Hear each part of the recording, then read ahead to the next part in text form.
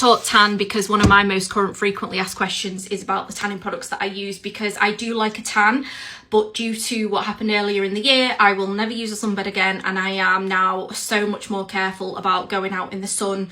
You know, like when I went to Santorini, I was so careful not to burn, covered head to toe in SPF.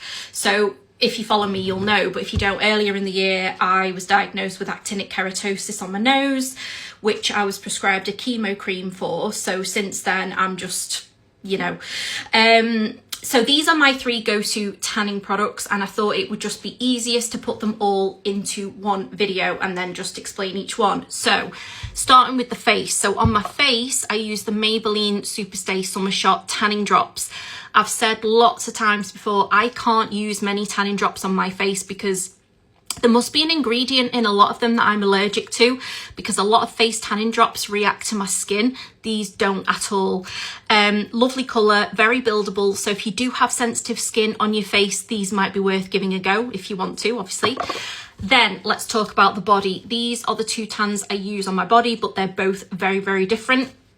So you guys actually put me onto this. This is the Effin Tan. So with this one, I either use the dark or the ultra dark deluxe.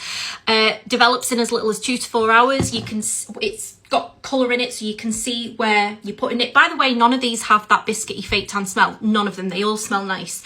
That's important to note.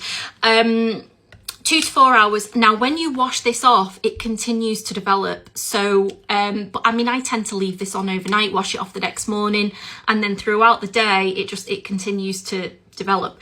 Just be aware with this though, it will transfer onto your sheets. So either wear long pajamas or they're not going to stain your sheets. It will wash out in the wash, but it will transfer. However, what I would say is the payoff, completely worth it.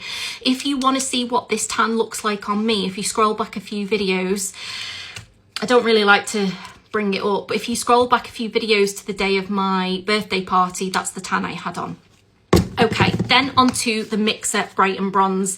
Again, if you want to see me with this on, if you scroll back to the videos of when I was in Santorini, this was the tan I was wearing in Santorini. Now, I had a spray tan done before I went, but I topped it up every day with this, and that is how I got my tan to last and look as good as it did on holiday. Do you know how many people thought that was a real tan? They actually thought.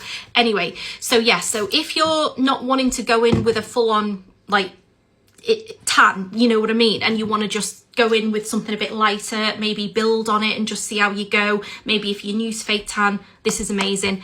Again, doesn't smell like biscuits. It actually smells really, really nice. It smells like, I want to say neroli kind of like smell.